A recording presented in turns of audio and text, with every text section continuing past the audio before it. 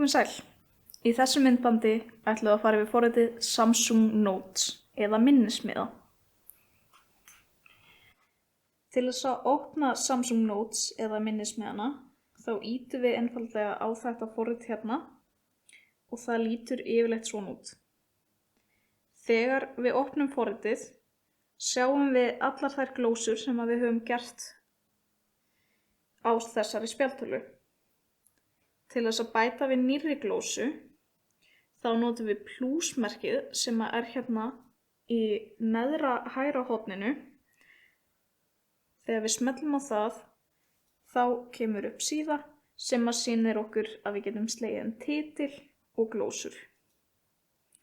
Til þess að slá inn titil þá ýtum við einfaldlega á textan titil og sláum inn titilinn á glósunum okkar. Til þess að skrá inn glósurnar þá ýtum við einfaldlega á textan þar sem stendur glósur og sláum inn það sem við viljum muna. Hér í efra vinstra horninu sjáum við 3 tákn.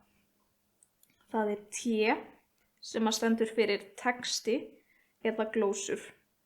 Þar skrifum við inn glósurnar okkar.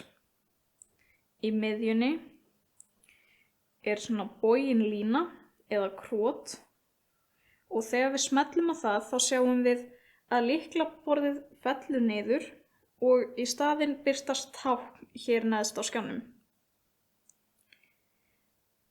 Hér sjáum við tákn sem lítur út eins og penni.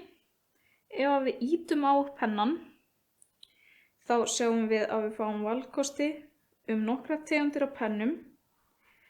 Ef við veljum einn og veljum síðan lit þá getum við einfaldlega ýtt á skjáinn og dregið meðfram honum til þess að teikna mynd.